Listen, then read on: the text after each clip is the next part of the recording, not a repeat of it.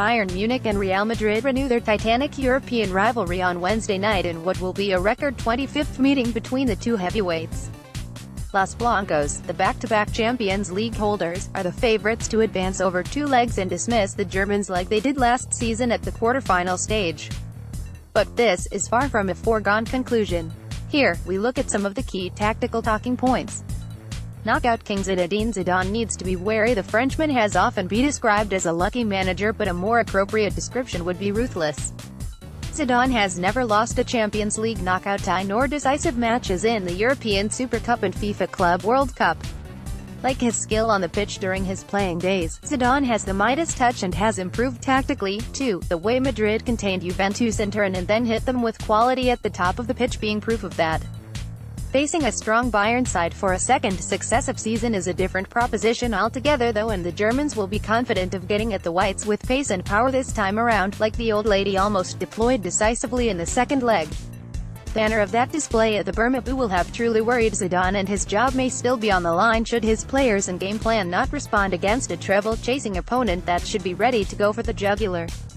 As we saw during the last 8 phase, a tie is far from over even if one side does own a substantial away goals advantage. Bayern to test Madrid with wing play and meters and direct thinking. Veteran manager Jupp Heynckes will be relishing this occasion against his old club in his final season as a manager, and will no doubt inform his players that if they press high and look to get at Madrid's fullbacks in the shape of Dani Carvajal and Marcelo, then they can have some joy. The key will also be to step onto the toes of Isco, Toni Kroos and Luka Modric and look to spread the play to the wings against a Madrid team which is not blessed with pace. Quick and early passes out wide to the likes of Thomas Muller and Franck Ribéry should put plenty of pressure on steady central defensive per Sergio Ramos and Rafael Varane. The duo, themselves, will be occupied with containing the movement and cleverness of Robert Lewandowski. Those two moves should also create an element of freedom for James Rodriguez, who on his day, is as good as any other number 10 at delivering a killer pass and game-turning moment. This has the making of a Fernando Morientes Monaco saga, Part 2. Jupp Heynckes is calling it a day at the end of the season. Containing threat of Cristiano Ronaldo, the Whites legend has been an unstoppable this term, having netted 15 times in 10 Champions League appearances and remarkably keeps raising his level.